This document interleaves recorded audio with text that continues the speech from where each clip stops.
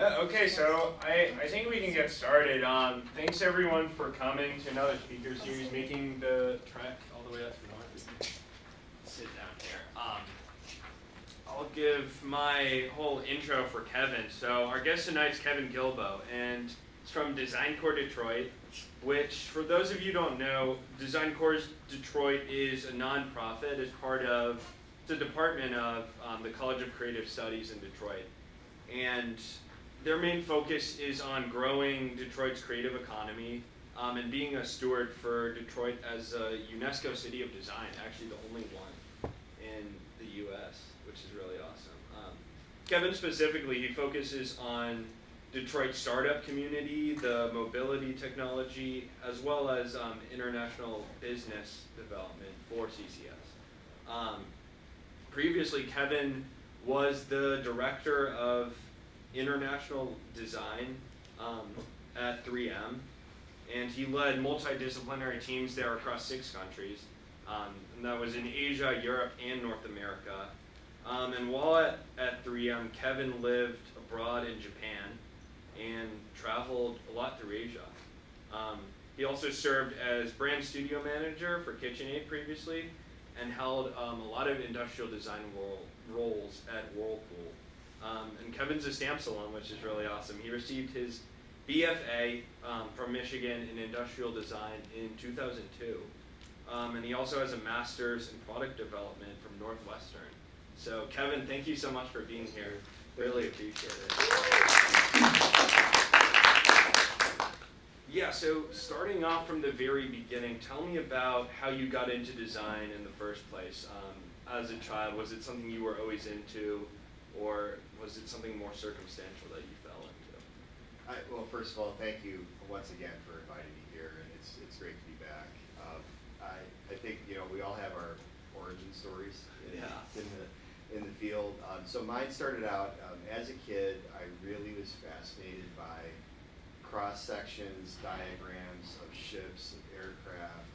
I started to like to take apart things, put it back together, build things. When PCs became a thing, I got into figuring that out and was able to put one together. It's the kind of thing where it's like you can take it apart, put it together, you got to make sure it's working, or your parents get mad, kind of thing. So I thought I was going to be an engineer, but I also like to draw, and so I was thinking, how do I combine these things? And U of M, as it just so happened, as I was looking at the programs that were offered at U of M, they had a program which lined all that up, and I'm like, this is perfect. This is what I want to do. So that got me into it. I didn't really know much about industrial design at all until I started searching for college and learned what the terminology in the industry was. So there it is, happily ever after. Yeah.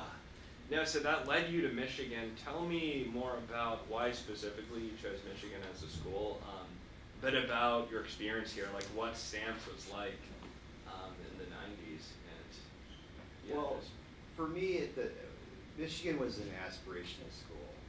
And I think just the way growing up and thinking about what are the options and what's in Michigan. I'm originally from the Downriver area in Detroit. I just got a wave there, so I'm going to talk to you later, I guess. But so I thought Michigan College that was where I was going to end up. And my parents both went to state. Checked them out, but they didn't have anything that was related to design there at the time. And so Michigan, I was like, well, if I can get in, this would be really cool. And so got started at, in those days, I think it wasn't even called stamps. This is before the penny stamps investment and support for the college. Before that, it was the School of Art and Design at Michigan. So I used to have a art and design sweatshirt, and I can't get one of those anymore. Very different place, very different time. I think it's changed a lot since those days. Had some faculty that when I started here, they were very focused on an entrepreneurial track. And I think what's interesting about that is the entrepreneurial ecosystems I work with today For example, like New Lab or Tech Town Metropolis within the Detroit region, the kinds of things that they do to help build businesses, to help founders go through that whole process of setting up their business, that was exactly what I was doing here. It really set me on a more of an entrepreneurial path in terms of how to think about the work that we did. Yeah, and what do you think you took away from Michigan, the program at the time that kind of set you up for the rest of your career? I think number one was a really strong sense of ownership for solving business problems and solving for the reality of the situation that you're in. What Michigan did not do back then, I'm not sure if it does this now, but it definitely didn't do this when I was there. It doesn't train you to go be a designer working in someone else's business model. It trains you to find the resources, find the network, to build the connections across technology, business, the kind of support you need to go and solve a problem. And it's a different mindset. And that actually set me up for success big time when I went to Whirlpool.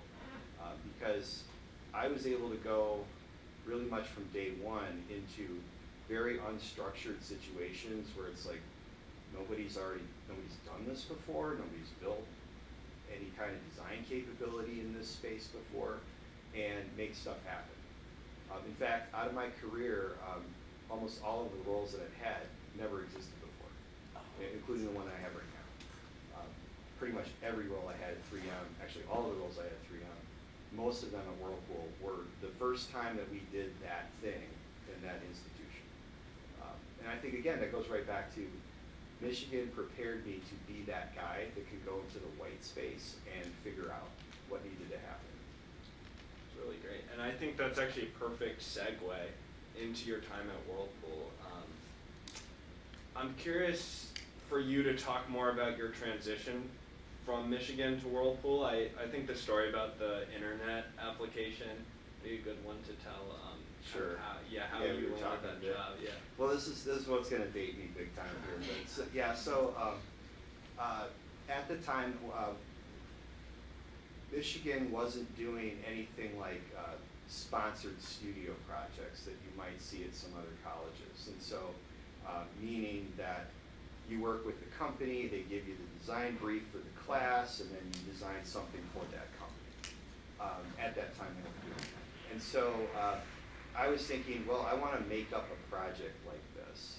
We were within, I think it was the 400 level class. It might have been 300, but I'm pretty sure it was 400. And it was a studio class, and I'm like, all right, so you can pretty much design whatever you want. In those days, this was before the iPad, way before the smartphone, and there was this concept out there called the Internet Appliance, which I know you're smiling because this seems so outdated. But again, this is way before all these things existed. The idea was a access point for the internet that was kind of around your home, like you would use an iPad today, and what might that look like? So I started designing this whole product, looking at both the UX and the physical quality of it, and I thought it also needs a brand. So like, what brand am I going to pick? And like, appliance company, I'm going to pick Whirlpool. So just gave the project to myself. Anyway, long story short, ended up prototyping it, had a model. I kid you not, our professor didn't really show up for the final review. I'm not sure what happened. It's lost in history at this point. I'm not going to name any names, but we never did the final review. So I'm like, I built this model, and I put a lot of thought into it, and we never did a review. So I went to an IDSA event, and while I was there was actually some people from Whirlpool. So I went up to one of the Whirlpool people, and I said, I worked on this project. I'd just like some feedback. And they very graciously invited me to come out to Benton Harbor to talk to them, show them this. And I think they were really impressed with the amount of work that I put into the model and the UX, which I had integrated as sort of a flipboard, so all the different screens on it. They offered me an internship a few days later. That started a whole career. Yeah, Stuff like that. talk to me about those early days at Whirlpool, starting right when you left Michigan, and how you kind of rose up through that company, eventually getting to the KitchenAid brand where you did a lot there. Well, so the first role that I had there was to go and build a relationship with the R&D community. The design studio had connection points to all of the operating business units. So, for example, KitchenAid or the Whirlpool brand, there was a studio that was set up to serve those businesses, those brands. But then there was a corporate R&D function that was doing a lot of early stage concepting and product development that didn't have anybody working with them from the design side. And they were coming up with all kinds of crazy stuff back then. So they knew that they wanted to have more of a user-centric design approach, that capability into the process. So they were asking the design center, can you get us somebody? Can you help us with this? Now, big companies, you'll see this in your careers, there's a lot of like turf that goes on with this. So the design center was really reluctant to, just set something up for them, let them run with it. They wanted somebody that could go over there and really build this relationship, but also help build the relationship between these two functions, so between R&D and design. So that's what they asked me to do, and I was an intern. And actually it worked out really, really well, because again, I think some of the background at Michigan, doing my work here amongst a lot of engineers. I was telling Ross earlier that I roomed with a guy who did his internship at Apple. Just getting a sense of that engineering culture and being a bridge builder, that served me really well at that time. And so we ended up doing some work that eventually became a new platform concepting studio. We called it first Advanced Studio, then Platform Studio. And it kind of went through from there into other functions. So, a great example of just a completely unstructured brief. Go over there, build relationships, figure it out. We don't know what they need yet. That's what we're counting on you to do. And that set me up then to take on bigger roles in more formal design processes around refrigeration, which then led into an opportunity to basically manage the design development of the next generation visual brand language for KitchenAid. So this is a really long story. I'll try to keep it super quick. Once upon a time, the KitchenAid brand products were all developed by categories. So refrigeration had a different kind of thought process about KitchenAid than cooking, than dish, small appliances. Everybody was kind of running their own show. And the brand knew that we really need to tighten this up or we're going to really risk the dilution of all of it. They needed somebody to figure that out, and I got that opportunity. It became the largest launch in the history of the brand. We transitioned over 400 SKUs globally. It redefined the business, and I think it helped to really insulate the business through the global financial crisis. All that then set me up to be selected as the next KitchenAid studio manager. And that was one of the roles that actually had existed before. So it's like the first time I kind of graduated into a job that actually had existed once before. So, and I love that job. That was great. 3 years, we did a lot of cool things. The work that we did in that studio is still in the market today. And that's over 15 years now. So that's one thing I'm very proud of. The team that we built, actually some of the people that I hired are still there now leading KitchenAid, which is super cool to see that generational path go. Yeah. And so you did a lot of great work at Whirlpool. You built that team at KitchenAid. That then set you up to go into 3M as a mid-level design leader there. Can you talk a bit about that transition and kind of starting off at 3M, what your role was like? So 3M was all about building capability from really the day one to the end of it. And 3M brought me in because of that experience in building new institutions and running new design teams. When I joined 3M, they did not have job descriptions in their HR system for designers at all. Like, they had designers in the company, but they were using job descriptions for marketing or engineering, etc. So one of the things that I was doing fairly early in that process was working with HR to map out and literally define what design should be in terms of level and scope of work and how to align that with other roles. Honestly, give designers a bit more of equity, if you will, in terms of being recognized for the value they created, because they were all over the map, and a lot of them were way below the compensation that they should have had. So it was tasks like that that were kind of like the ground level.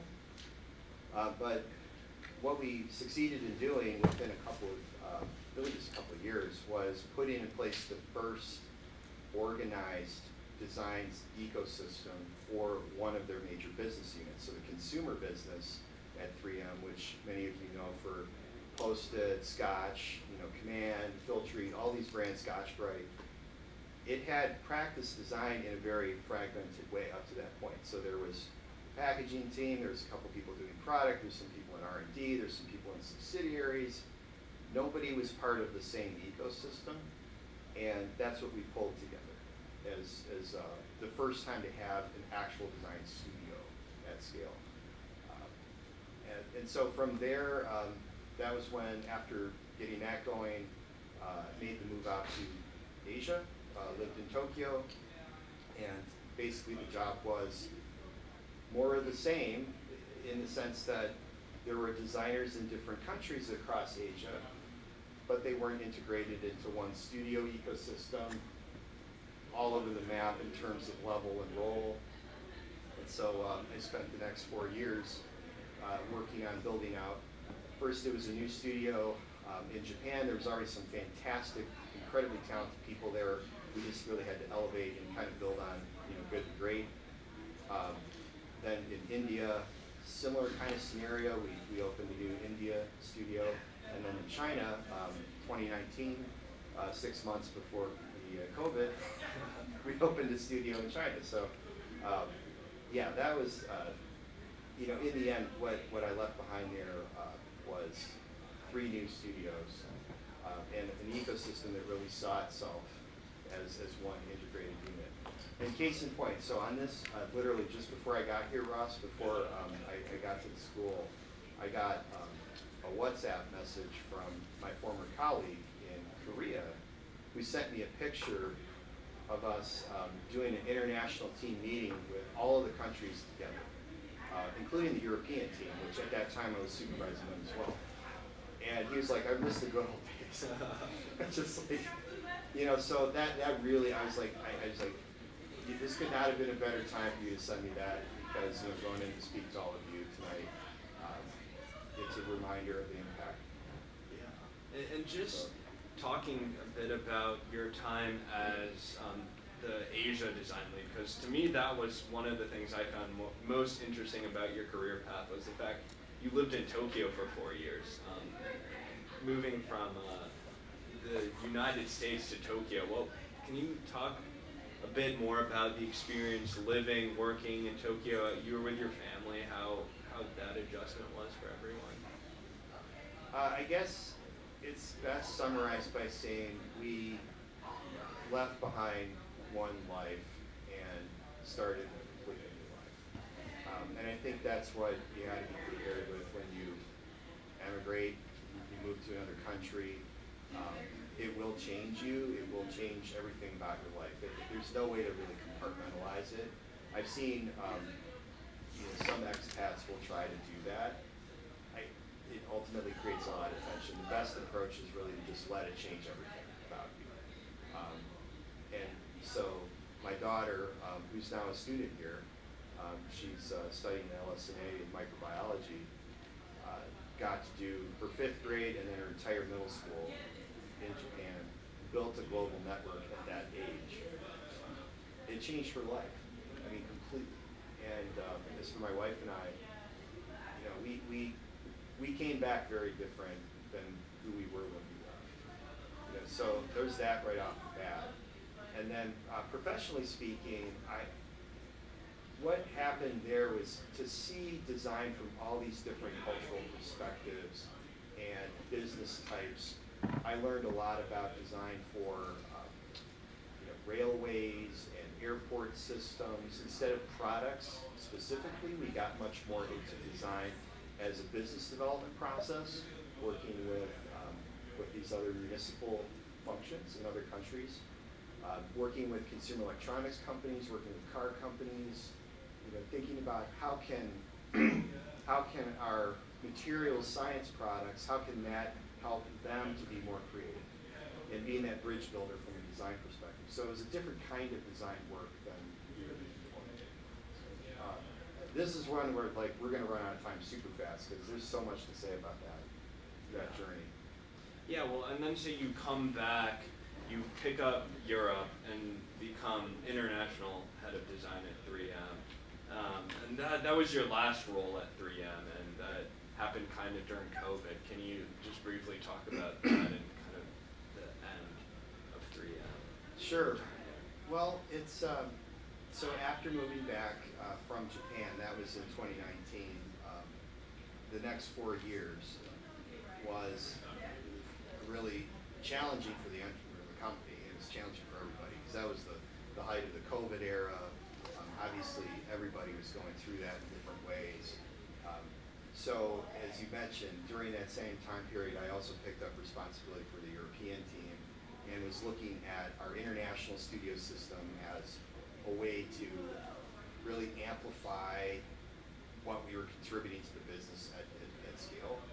It was also a team that was really effective, kind of going back to this discussion about Whirlpool, on taking on projects that no one knew anything like how to deal with. So really, really creative team, fantastic, some of the most creative people I've ever worked with. And so, we looked at a lot of different types of topics. One of them was the role of augmented reality and virtual reality. 3M made products that have to do with the optics, with helping to shrink the size of the optics. And they're in actually some of the most popular headsets that you can buy today. In fact, it's true, a lot of 3M products in this room, there's dozens of them, probably just don't know it. Within the consumer electronics that we have, or the architecture, everything's got somehow a lot of connection there. So, that was a fun job because we could be behind the scenes and talk to those companies and about how that application could come to life. But eventually, that journey came to an end, and one of the things I wanted to do for a long time was get more into public service and community giving. So when I was still at 3M, I was very active as a board member for our community foundation, helping them with brand development, helping them with projects. I used to lead I guess best described as a program for helping to elevate citizen engagement with the community. We called it the Community Academy. And so we're bringing in every people from the community that want to learn more about public service, public works, public safety, the mayor, etc., connecting all those people through that process. I really like that type of work, and so going to Design Corps and now being really involved with the entire creative economy of Southeast Michigan and Detroit specifically, it's been amazing work to do. So, well, yeah, and that's a great transition because I think your pivot from international head of design at 3M, a very for-profit company, to a nonprofit Design Corps at kind of the height of your career. I'm curious of what led you to pursue that and what the difference is, I guess, in working at Design Corps, your role there at Design Corps and CCS versus what it was like at 3M. I mean, so working at 3M and my time there, I really treasure that time, and the people I worked with were amazing. Having said that, the world that I'm working in right now, there is nothing like this that I had seen up to this point. So on any given day, I'm working with multiple startup founders. Just earlier today, I was over at New Lab. I'm not sure how many folks hear about the new Michigan Central. The New Lab is one of the startup hubs, one of the hottest startup hubs right now in Detroit. And was over there working with the founder about building out their business plan and thinking through strategy. Being able to also help to build bridges for CCS and that startup community across the world. So I may be a little tired because my first call was at 6 a.m. this morning with the studio in India to talk to them about opportunities for relationship building. So I'm able to do so many things. There's so many degrees of freedom in this, and it really, the bottom line is help create value for people, help to create connections for people, help with business advice and coaching, bring the whole network I have for the benefit of others. It's amazing. It's an amazing role to be able to really apply in all these different directions that before, being in a for-profit context, you are focused on that business model. But now I'm focused on all these other folks in very different kinds of situations. So a lot more diversity than before. And just the city of Detroit in general is so great for design. And I know that was something when I first came here. I had no idea it was the only UNESCO design city in the country. I think it'd be good if you could talk a bit more about just the city of Detroit in general as a hub for design, and then maybe get into your role specifically at Design Court Detroit and how you represent that in places like Japan and internationally. For sure. So Detroit is unique. It's a city that, if you go back and look at its history, of course everybody knows about the automotive side of it.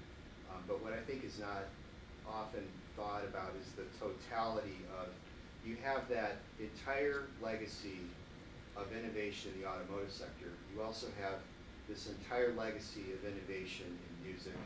You have incredible architecture.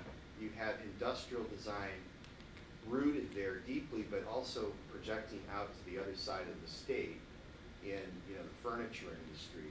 You have the appliance industry, et cetera, medical. So this is truly a center of design, not just now, but in history. And Detroit, I think everyone knows well, has gone through a very rough time in its past. What I think everyone is learning now is how much Detroit has become an amazing, incredibly vibrant place. And so I just case in point, like one of my former colleagues from 3M was just visiting a couple months ago, took him around. I can't tell you how many times I heard him say, I had no idea. I had no idea. And that's the most beautiful thing to see, is that people will come to check out where we are right now in this whole creative community, and they're going to see things that they didn't think were all about what Detroit's about. The UNESCO City of Design designation is a recognition of that creative depth. This year, we're celebrating our 10th anniversary with that at the Detroit Month of Design, which is in September. That is the largest creative festival in the Midwest. It's one of the top festivals in the U.S., period. We're going to be bringing a lot of people from around the world to Detroit, in addition to elevating Detroit's creative community. And then to your question about what do I do in all of this, I support the startup community, work with them, especially looking at how new technologies, especially around mobility, how can we best serve the development of that creative economy with designers, whether it's industrial design, product design, UX, you name it. All of those founders need creative capabilities, so how do we help build those bridges? But also, I help out, as you mentioned, with the role that we have abroad. So connecting Detroit to creative communities around the world. Speaking to India this morning, last year I traveled to Japan with a couple of my colleagues. They brought me along because they wanted to be there, but they also brought me along because I can speak Japanese and kind of help them with navigating. So it was fantastic to go out there and meet with the 3 cities of design in Japan. So Asahikawa and Kobe and Nagoya. And so we've got this kind of really cool mix of hyper-local, we're really deep in the community, but we're also advocates abroad for the city as well. Last question before we transition into questions from everyone here. So looking back on all these experiences, you started at Michigan, learned a lot there, went to Whirlpool, 3M, finally Design Core Detroit. If you were back as a student right now, sitting in one of those chairs, what advice do you think you tell yourself as If I feel, I've thought about this, and I wonder sometimes, like, if I was to tell myself at that age everything that was going to happen, I don't know, like, if I would have believed it. Because, I mean, back when I was a student here, I hadn't traveled anywhere outside the country. I remember one time we did an interview with a prospective professor. One of the professors invited me to sit in on that interview and just provide some feedback. And he was like saying, well, when you graduate, you need to have your passport because you're going to be traveling around the world. I'm like, what? No, I just didn't see it. It was so hard to see it. And so I think that's what, when you're sitting in this chair, when I was in that side of the room, you often have a much smaller sense of what is possible than what ends up happening. And so I think giving yourself that permission to dream really big or think really differently or think about the things that might happen, I know that's a hard leap to get over, but it's there.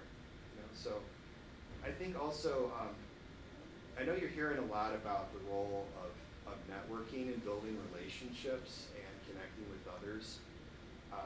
I just want to stress there is nothing more fundamental than that. And here at this college, amongst all these other institutions where you've got people who are studying very different things, be your future colleagues, future partners in life, start now with all of the relationships that you can build because those are going to persist. Can't stress that enough.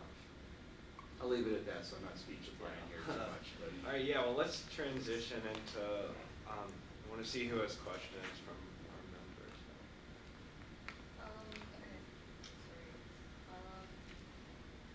So, I guess, like, for the future, like, what's next? Like, do you have anything that you plan on doing in the future? And out of all, like, the places you've been, because you mentioned you lived in Tokyo for a couple of years, you've worked with other different countries. Is there, like, one particular country that you haven't reached out to yet that you want to soon?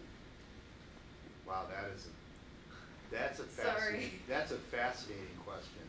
I don't know if I'm going to give you a good answer to that. I'll start with the first one, Ron.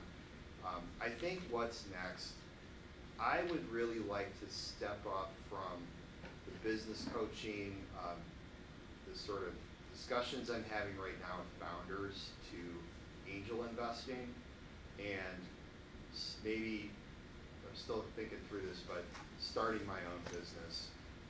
I've had some ideas, being kind of in both cultures, in Japan and here, how might I build a business that is focused on that bridge and make it fun and cool and a place that you want to go to. Detroit has a lot of opportunity for new brick and mortar type businesses, new experiences. It's been so inspiring in the last now almost 2 years to get to know all these companies and just what they're doing with what they have, and I'm like, I want to give a go at that too. So you might see me start up a company. It's still baking that one. The question about like which country I haven't reached out to. So I've been around Asia a lot, basically to every country there.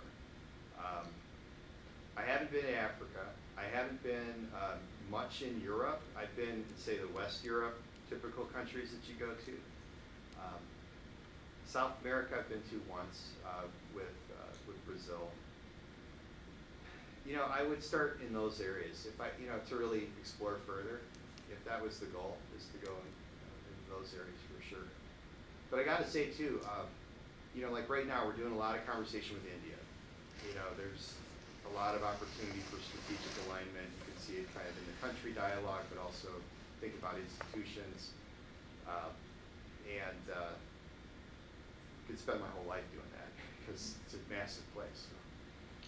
So great question. I'm going to think about that one. So I didn't think I'd give you a good answer on that. So think about it. Who's next? Yeah. I'll go. We'll go here and then up there. Yeah. Yep. Okay. You talked a lot about fragmentation with like KitchenAid and such. Like, how do you take like a fragmented like design group and really unite it into like that united ecosystem that you were talking about? Like, how do you go about that? So how do I take a fragmented design group and unite them?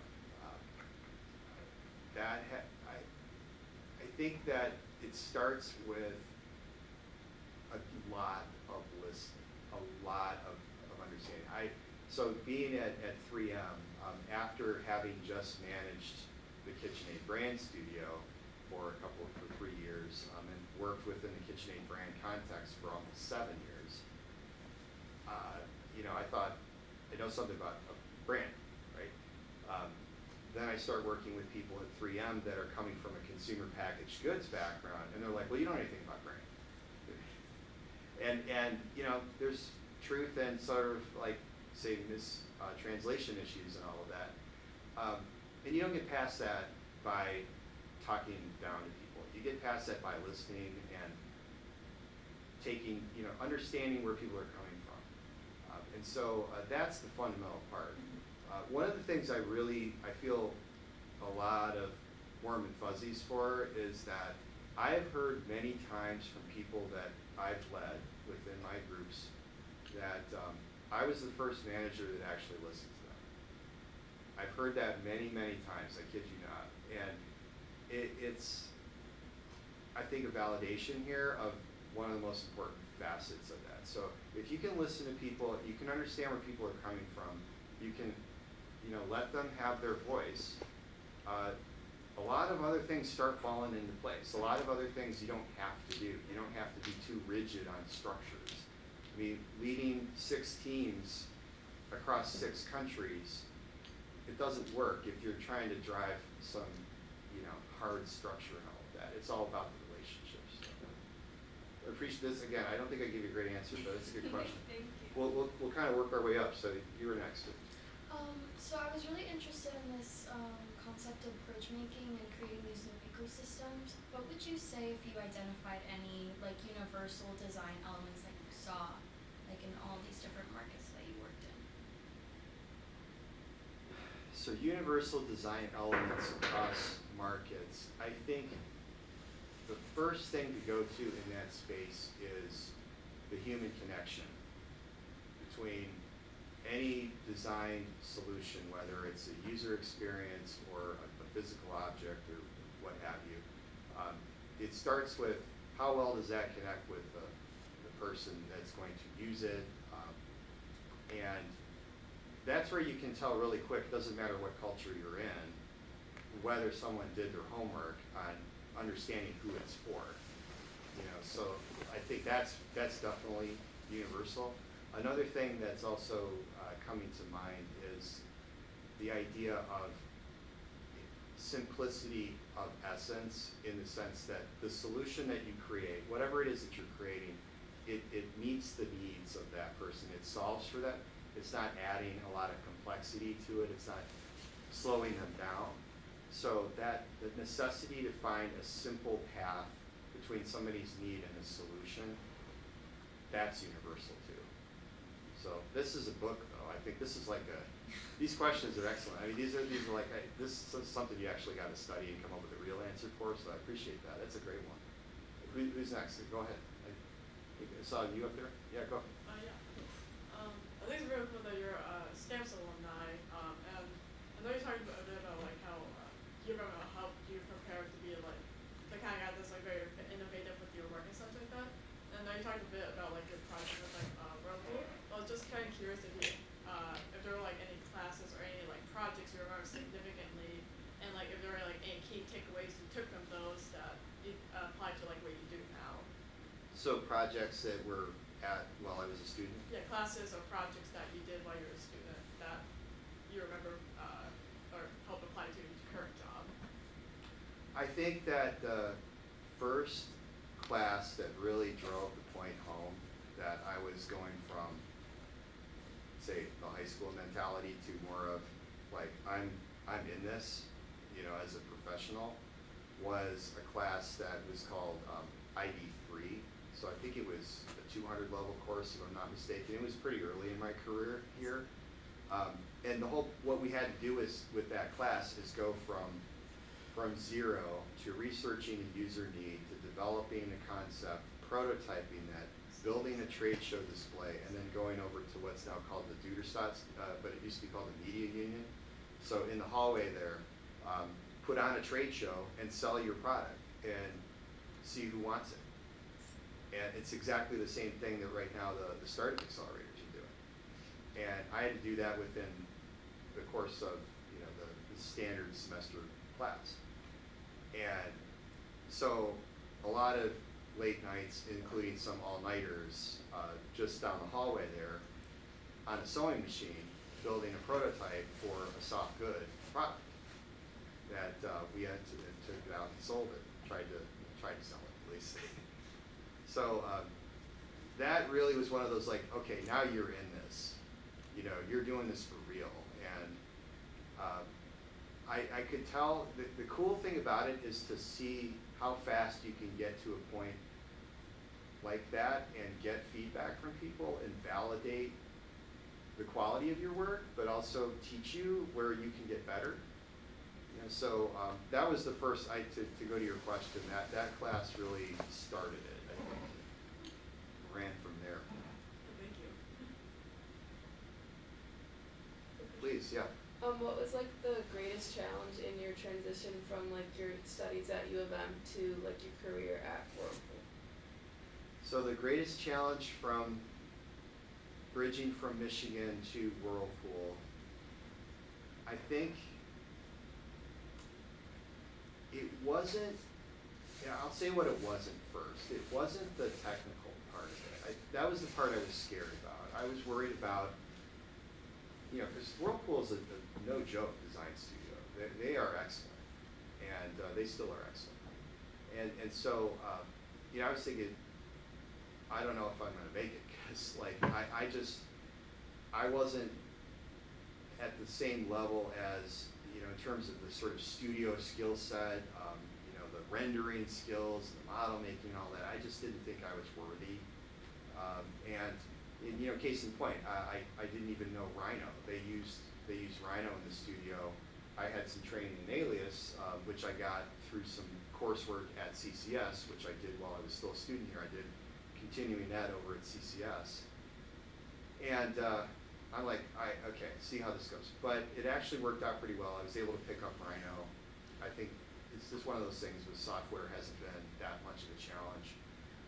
The thing that I had to get used to real quick was, you know, in a professional setting, like it's kind of it's a no excuses kind of thing. You got to figure out how to get stuff done. And if you get feedback from people that you feel uncomfortable about, or you know, I remember I was a few weeks into my time at Whirlpool, and I had a meeting with a very senior person in the R&D community, and I was presenting some concepts for air conditioner designs, and he just blew up. He just threw up all over it, and I was like freaking out. I was thinking, I'm gonna get fired. I'm not good enough.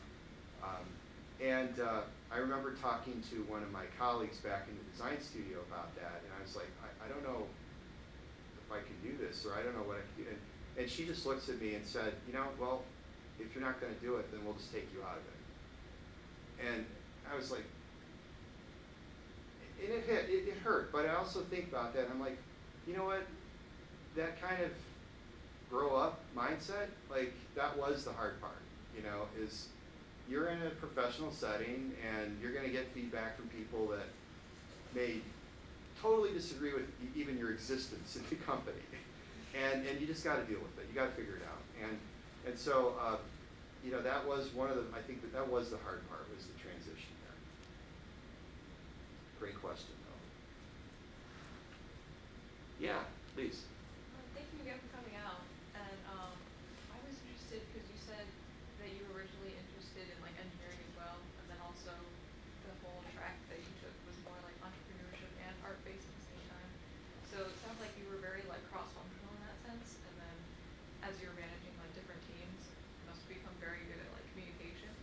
I was wondering, like, as a, I guess sort of two questions, as somebody who manages other people, maybe how do you try to keep other people motivated if maybe other people are, or like if you have any issues with like getting things done, and you know that you like don't have the capacity to be like micromanaging all of your teams, then I guess how do you encourage people to kind of stay on top of things? And then also, as you interacted with people from like all different cultures, is there anything that you taken like from those interactions into like your later communication styles that you think is sort of like ideal or that you would recommend for other people to adopt?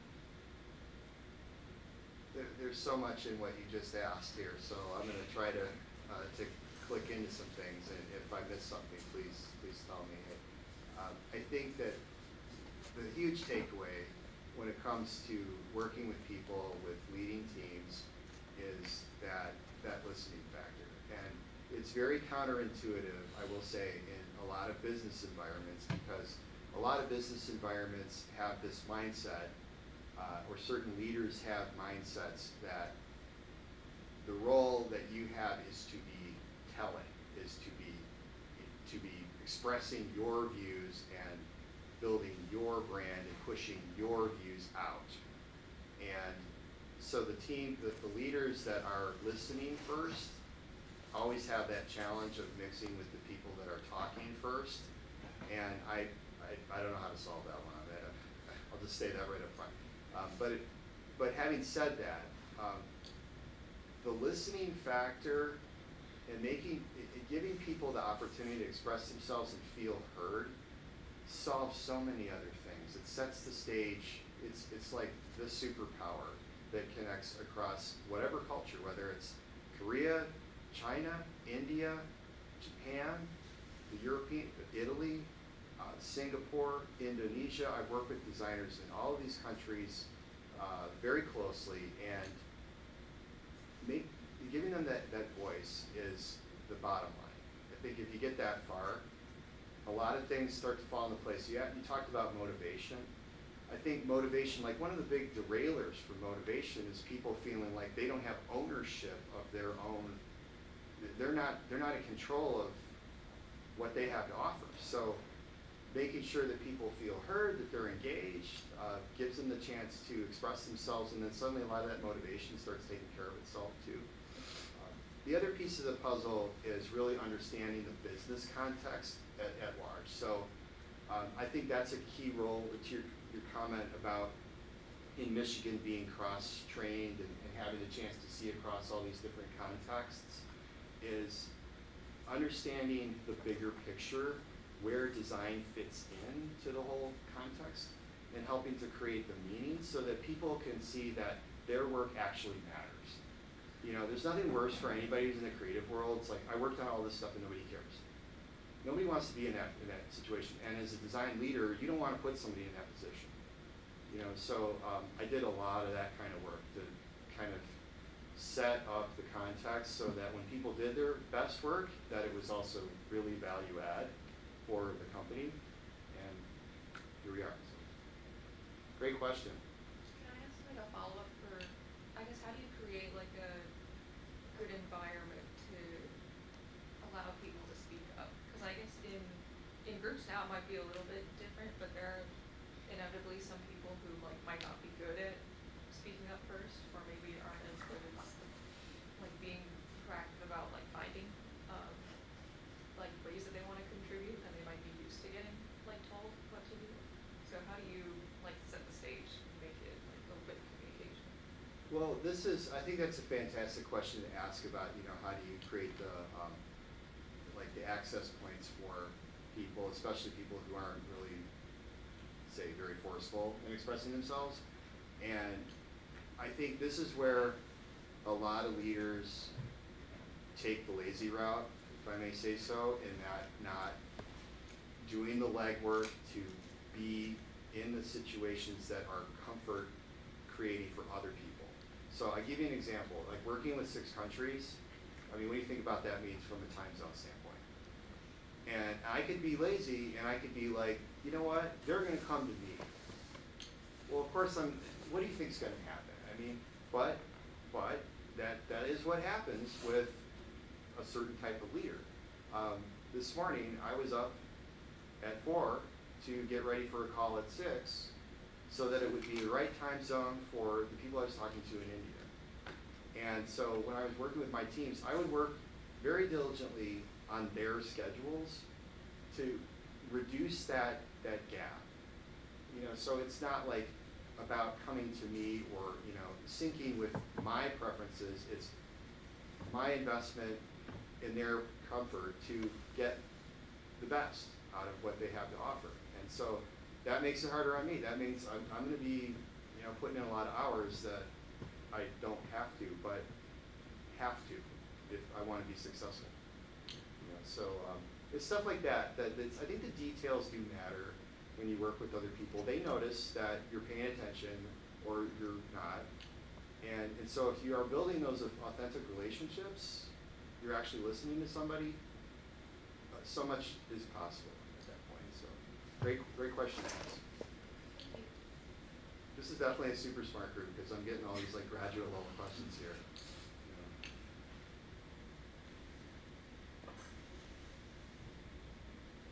know. All good? Well, this is fantastic, Rob. Oh, we got any more? Oh, we got one. I saw one up there. Currently I'm working on a couple of client projects and I've had to learn to deal with like getting my designs rejected or like it's a lot of like do this, do that. And I'm wondering if earlier in your career, how did you balance like your own creative vision for a design and what your higher ups or what your clients wanted, and how do you balance this? Because for me it's like a really big conflict of interest. Yeah, so yet another fantastic question. All right, so balancing your own creative vision with what clients are looking for. You can frame it as a competition of visions, and that is where I think that it's likely to set up a failure. You know, when you see it as a competition. I think that there is a school of thought in design where it's all about, you know, pull the sheet off, it's the big reveal, and voila, we're going to look at some prototype and, you know, we better be wowed by it. I will tell you in a business context that is very high risk and usually not effective.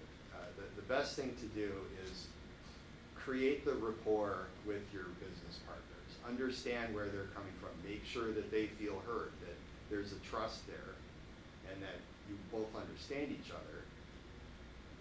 With that foundation, then you can have a much more productive conversation about possibilities.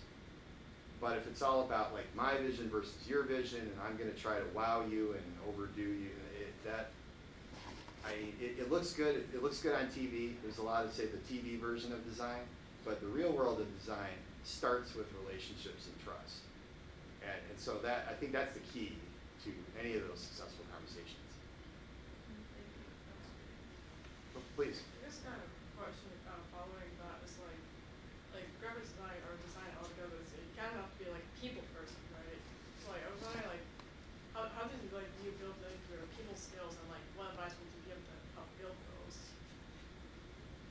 Well, building people skills, it's funny you ask that because another hard piece of advice I got really early in my career was from a design VP. I won't name any names, but he said, you know, you're really good, but you're just not the guy I want to have a beer with. And I'm like, that sucked, you know, to hear that. But, and I'm like, what is wrong, you know?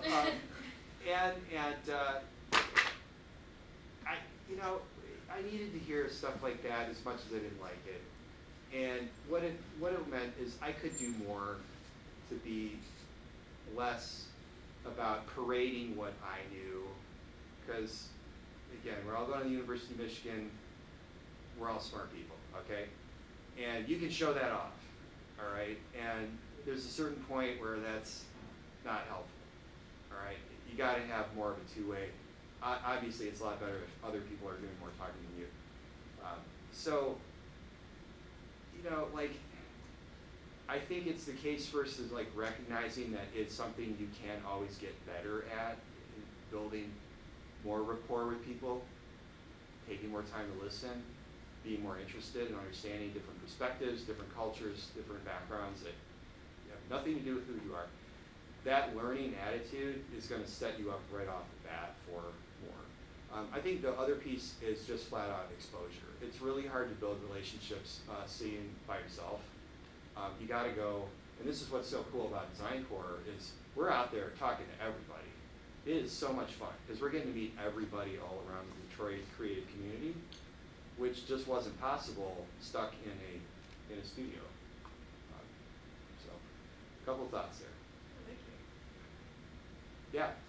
I have a question specifically about like the design job market in Japan, because I have like a lot of family who resides in Japan, and like I like visited before, and I like hope to one day intern like something in like the design field in Japan. So I was wondering, like, since you work with a lot of designers in Japan, like how is the job market similar or different to the United States?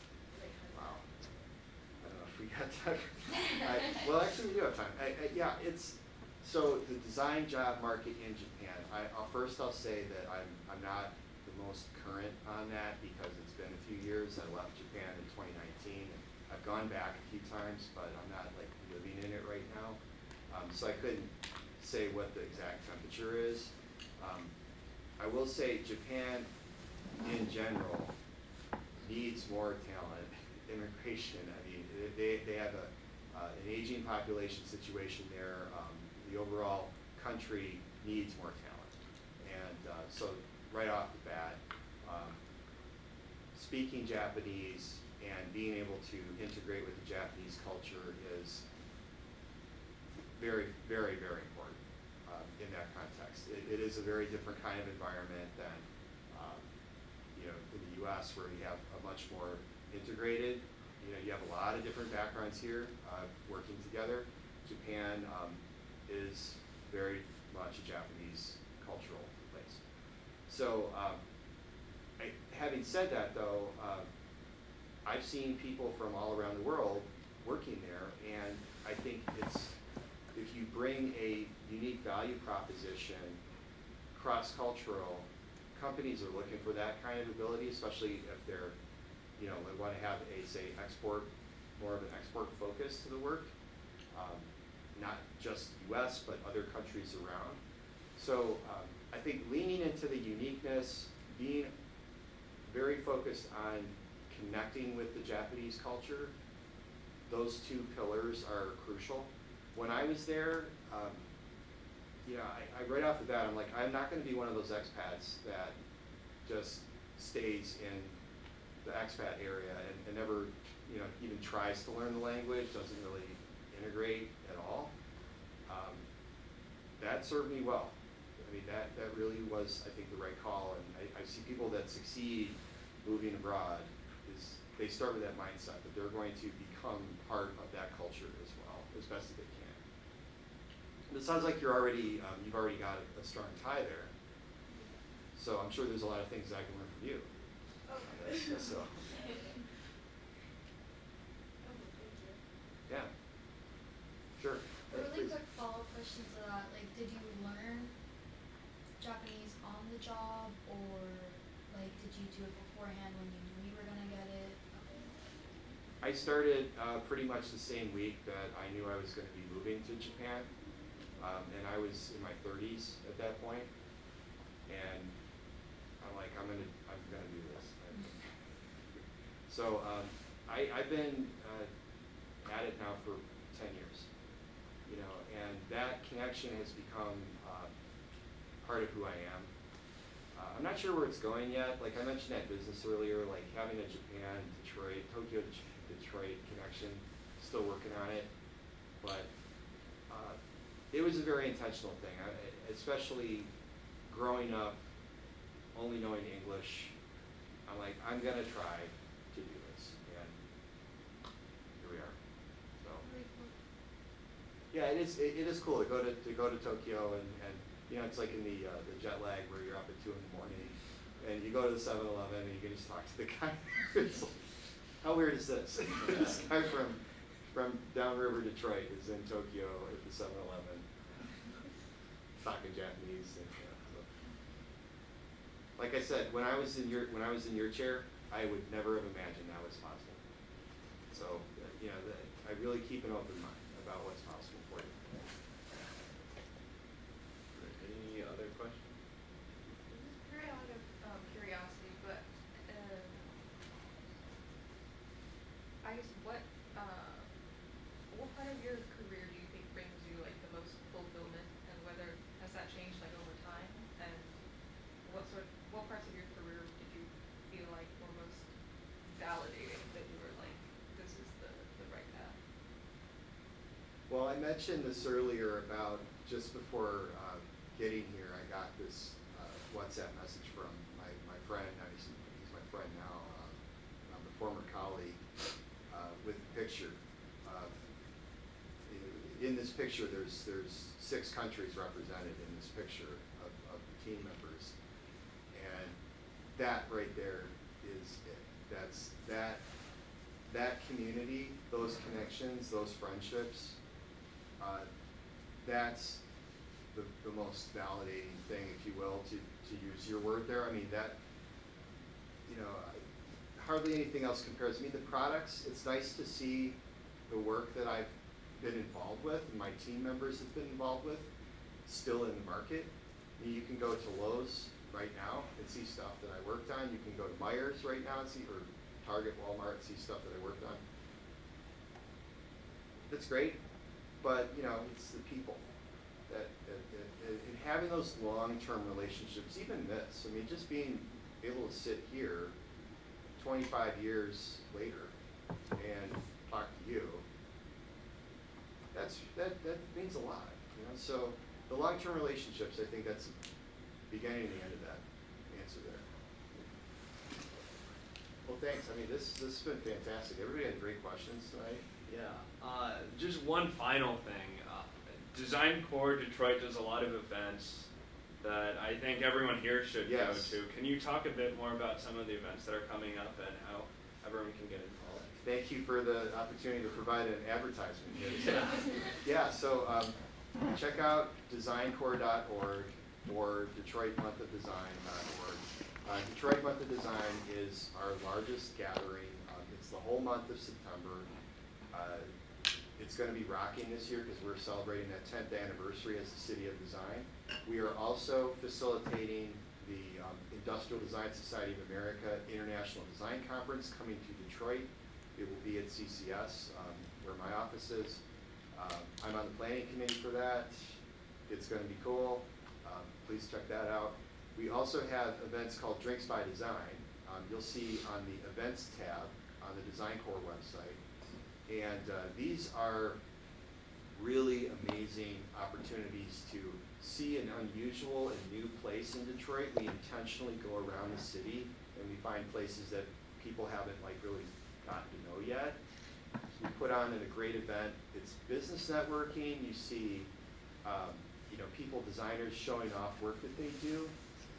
It's also, imagine walking into kind of a party scene, but it's also serious because there's people there that are all getting to know each other who are going to go on and create businesses together and relationships.